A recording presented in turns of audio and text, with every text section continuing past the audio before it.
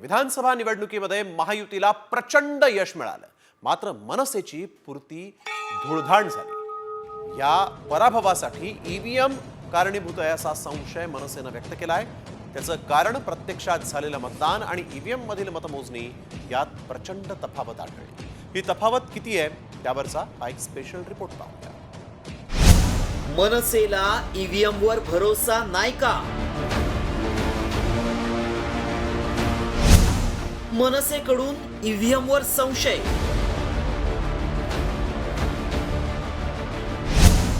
अपयशाची सल, ईव्हीएम मधून खल।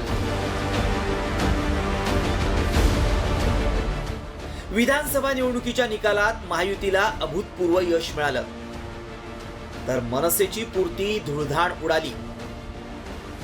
त्यानंतर राज ठाकरेंनी मनसेच्या पराभूत उमेदवारांची बैठक आयोजित केली होती।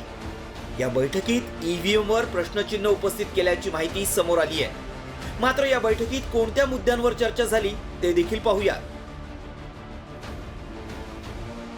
भाजपशी जवळीक फायद्याची ठरली नाही असा उमेदवारांचा सूर होता। काही उमेदवारांकडून ईव्हीएम बाबत शंका व्यक्त केली गेली। भाजपकडून अंतर्गत पाठिंबा मिळेल अशी अपेक्षा फेल ठरली। शिवतीर्थावरील बैठकीत पराभवाच्या कारणांचं मंथन करण्यात आलं। राज ठाकरेंच्या बैठकीपूर्वीच दहिसर विधानसभेचे मनसेचे उमेदवार राजेश येरुणकरांनी आपण राहतो तिथं आपल्याला फक्त 2 मतच मिळाल्याचं सांगत ईव्हीएम बाबत प्रश्नचिन्ह उपस्थित केलंय। प्रत्येक मशीनचा जो चार्जिंग असते तर काही मशीनचं चार्जिंग 99%, काही मशीनचं चार्जिंग 70%, काहीचं 60%। अहो एवढ्या 2-2 दिवस मशीनचा चार्जिंग 99% कसा असू शकतो? गोष्ट आहे।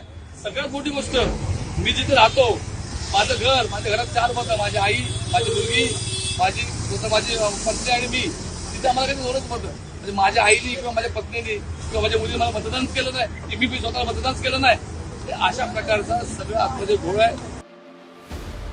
एकीकडे मनसेनं ईव्हीएम वर संशय व्यक्त केला असतानाच आता एकूण झालेलं मतदान आणि ईव्हीएम मधील मतमोजणीतले आकडे यातही मोठी तफावत आढळून आली आहे। राज्यातल्या किती मतदारसंघात हा घोळ झालाय पाहूया। 95 मतदारसंघात मतदान आणि मतमोजणीत तफावत आढळून आली आहे। 19 मतदारसंघांमध्ये झालेल्या मतदानापेक्षा ईव्हीएम मध्ये जास्त मतं आढळली आहेत। 76 मतदारसंघात ईव्हीएम पेक्षा कमी मतं आढळली आहेत, तर बूथ पातळीवर तफावत असलेल्या मतदारसंघांची संख्या अधिक आहे। लोकसभेच्या निवडणुकीदरम्यान विरोधक ईव्हीएम वर संशय व्यक्त करत भाजपवर हल्लाबोल करत होते। त्यावेळी राज ठाकरेंनी भाजपला बिनशर्त पाठिंबा दिला। मात्र आता ईव्हीएमचा फटका बसल्याचा दावा मनसेनं केल्यामुळं राज ठाकरे काय भूमिका घेणार याकडे सगळ्यांचं लक्ष लागलंय। ब्युरो रिपोर्ट, साम टीव्ही न्यूज।